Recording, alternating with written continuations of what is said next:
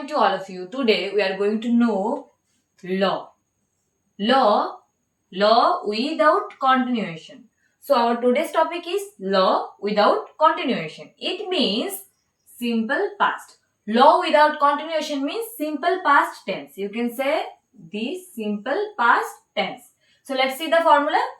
First of all, subject, then V2. V2 means action verb second form. Action verb second form কে আমরা কি বলি V2 বা also it can be said that like past form.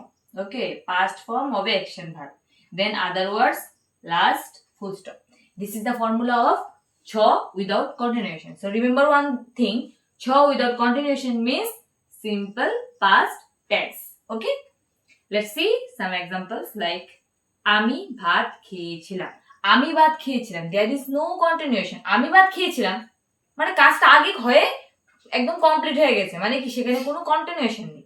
আর লাস্টে কি আছে খেয়েছিলাম, জোর কার উপরে পড়ছে লর উপরে, তো খেয়েছিলাম ল without continuation. So the formula is first of all subject then V2. Who is subject here? আমি।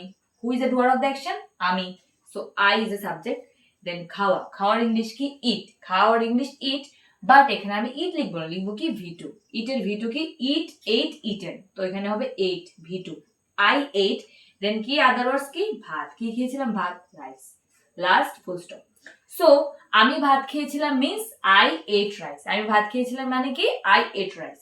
Let's go with the second example like তাহারা বাজারে গিয়েছিল। তাহারা বাজারে গিয়েছিল, তারা বাজারে গিয়েছিল, অতীতে গিয়েছিল, বাট কাজটা already complete. So first of all তাহারা, কে বাজারে গিয়েছিল? তাহারা। সো দে, তো দের সাথে কি হবে গিয়েছিল, যাওয়ার ইংলিশ কি গো, গোর সেকেন্ড ফর্ম কি V2 কি ওয়েন্ট, দেন দে ওয়েন্ট, তারপর আদার ওয়ার্ডস কি আছে, কোথায় গিয়েছিল? বাজারে, to market, then full stop. So তাহারা বাজারে গিয়েছিল means they went to market. তাহারা বাজারে গিয়েছিল, they went to market. Remember one thing, if they are going to market with a special reason, then we should write they went to the market. Usually we go to market for marketing, but suppose you are going to market for any other reason, then you should write the in front of market. Okay, let's go the third sentence. মেয়েটি বাড়িতে গিয়েছিল, মেয়েটি বাড়িতে গিয়েছিল, মেয়েটি বাড়িতে গিয়েছিল already complete. So মেয়েটি মানে কি কে গিয়েছিল বাড়িতে? মেয়েটি। So subject is the girl. গিয়েছিল, যাওয়ার ইংলিশ কি গো, সেকেন্ড ফর্ম ওয়েন্ট, কোথায় গিয়েছিল? হোম, হোমে গিয়েছিল, ফুল স্টপ। ফোর্থ ওয়ান, আমরা ঘুমিয়েছিলাম। আমরা ঘুমিয়েছিলাম, হ্যাঁ আমরা ঘুমিয়েছিলাম, আগে ঘুমিয়েছিলাম, ঘুম টুম এখন কমপ্লিট হয়ে গেছে। সো ফার্স্ট অফ অল কে ঘুমিয়েছিল? আমরা, তুই। তো ঘুমানোর ইংলিশ কি স্লিপ, স্লিপের সেকেন্ড ফর্ম কি slept, so we slept. Last one, Rita গান গিয়েছিল। রীতা গান গিয়েছিল, so Rita is a subject, then sing এর সেকেন্ড ফর্ম কি sing, sang, sang, then a song. Rita একটি গান গিয়েছিল বা রীতা গান গিয়েছিল। সো রীতা গান গিয়েছিল কি রীতা সাং এ সং। আমরা ঘুমিয়েছিলাম মিন্স কি উই স্লেপ্ট। মেয়েটি বাড়িতে গিয়েছিল means the girl went home. তাহারা বাজারে গিয়েছিল মানে দে ওয়েন্ট টু মার্কেট।